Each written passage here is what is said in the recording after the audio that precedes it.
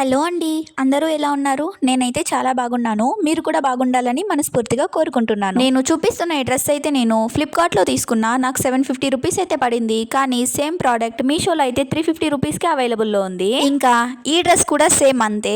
ఈ డ్రెస్ అయితే నాకు 570 రూపీస్ పడింది ఫ్లిప్కార్ట్లో. కానీ సేమ్ ప్రోడక్ట్ మీషోలో అయితే 370 రూపీస్కి అవైలబుల్లో ఉంది. దీనికి మొదటి కారణం అయితే branding. Flipkart, Amazon, Myntra, Nykaa ఇలాంటి యాప్స్ అయితే మొదటిగా బ్రాండింగ్ అయితే ప్రిఫర్ చేస్తాయి.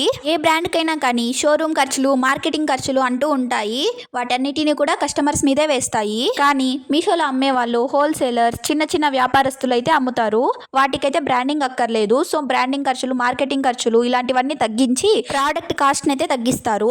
సో ఫ్లిప్కార్ట్, అమెజాన్ వీటితో కంపేర్ చేసుకుంటే మీషోలో అయితే ప్రైస్ రేంజ్ అయితే చాలా తక్కువగా ఉంటుంది. ఇంకా రెండో కారణం అయితే లాజిస్టిక్స్ అండ్ రిటర్న్స్. అంటే అమెజాన్, ఫ్లిప్కార్ట్ ఇలాంటి కంపెనీలు ఆర్డర్ చేసిన నెక్స్ట్ డేనే ఫాస్ట్ డెలివరీ అనే ఆప్షన్తో డెలివరీ అయితే చేస్తాయి. సో దీనికోసం ఈ కంపెనీలు పెద్ద పెద్ద గోడౌన్లు అయితే మెయింటైన్ చేస్తాయి. సో ఆటోమేటిక్గా గోడౌన్ రెంట్లు, కరెంట్ బిల్లులు ఇలాంటివన్నీ పెరుగుతాయి. ఇంకా ఈ ఖర్చులన్నిటినీ కూడా కస్టమర్స్ మీదే వేస్తాయి.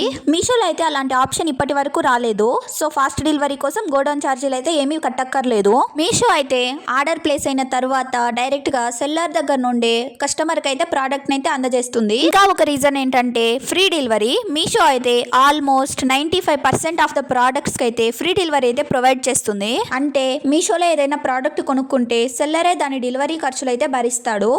కానీ మిగిలిన ఆన్లైన్ షాపింగ్ యాప్స్లో ఏదైనా ప్రోడక్ట్ కొనుక్కుంటే మనమే డెలివరీ ఛార్జీలు అయితే కట్టాల్సి ఉంటుంది. అంటే అన్ని ప్రోడక్ట్స్కి అని చెప్పను కానీ 50% ఆఫ్ ద ప్రోడక్ట్స్కి అయితే డెలివరీ ఛార్జీలు అయితే ఉంటాయి. ఇంకా ఒక రీజన్ ఏంటంటే ప్లాట్ఫామ్ ఫీ. నా పర్సనల్ ఎక్స్పీరియన్స్ ప్రకారం చెప్పాలంటే ఒక 6 months బ్యాక్ 3 రూపీస్ ఉన్న ప్లాట్ఫామ్ ఫీని 7 రూపీస్ చేశాడు 2 months బ్యాక్ అయితే.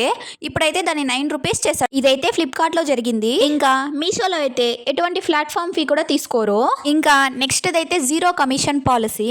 మీషోలో సెల్ చేసే వాళ్ళ దగ్గర మీషో ఎటువంటి కమిషన్ కూడా తీసుకోదు. కానీ ఫ్లిప్కార్ట్, నైకా, మింత్రా, అమెజాన్ ఇలాంటి యాప్స్లో అయితే కమిషన్ అయితే తీసుకుంటారు.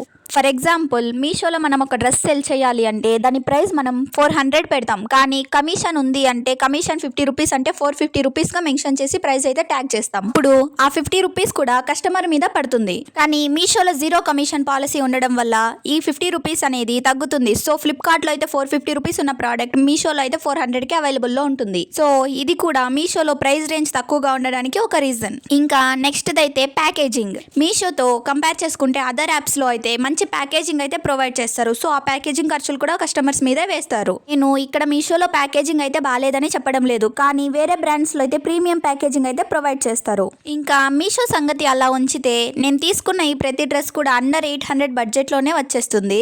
ఇందులో నాకు ఏ డ్రెస్ అయితే సూట్ అయిందో దాన్ని అయితే కామెంట్ చేయండి. అలాగే మీకు ఏ డ్రెస్ నచ్చిందో కూడా కామెంట్ చేయండి. నేనైతే ఎక్కువగా ట్రావెలింగ్ కోసం ఇలాంటి డ్రెస్సెస్ ప్రిఫర్ చేస్తా. ఎందుకంటే కంఫర్ట్గా ఉంటాయి.